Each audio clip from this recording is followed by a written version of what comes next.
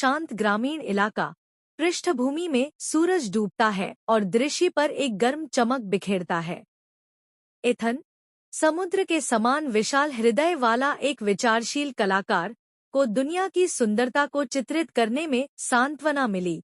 एक दुर्भाग्यपूर्ण शाम उसकी नज़र लिली पर पड़ी, जो एक शर्मीली लेकिन जीवंत संगीतकार थी, जो चेरी के पेड़ के नीचे अपने वायलिन की धुन में खोई हुई थी।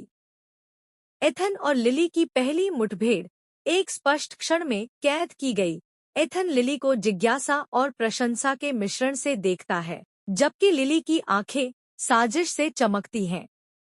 उनकी आकस्मिक मुलाकात से एक ऐसा जुड़ाव पैदा हुआ जो हर गुजरते दिन के साथ बढ़ता गया।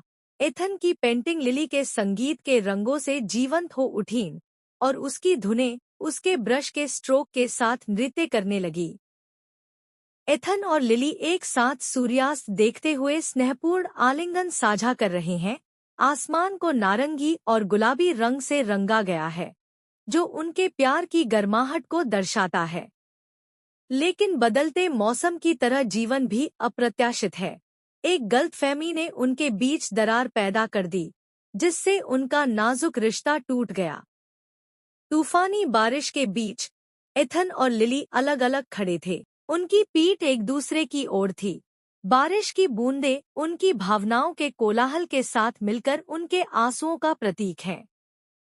एक दूसरे के बिना टूटे हुए और खोए हुए, एथन और लिली अपने प्यार की गूंज से भयभीत होकर अंधेरे में भटकते रहे। एथन और लिली एक चौराहे पर खड़े हैं।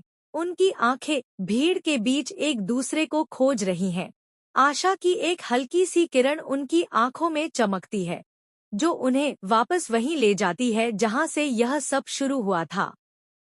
स्पष्टता के एक क्षण में उन्हें एहसास हुआ कि प्यार, सच्चा प्यार, कभी खत्म नहीं होता।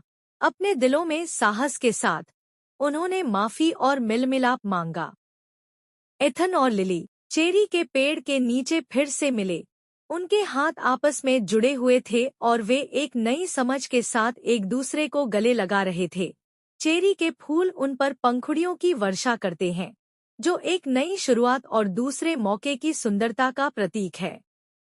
और इसलिए सभी बाधाओं के बावजूद एथन और लिली की प्रेम कहानी एक बार फिर खिल उठी, जिसने साबित कर दिया कि अंधेरी रातों में भी प्यार की रोशनी हमें घर वापस ले जा सकती है।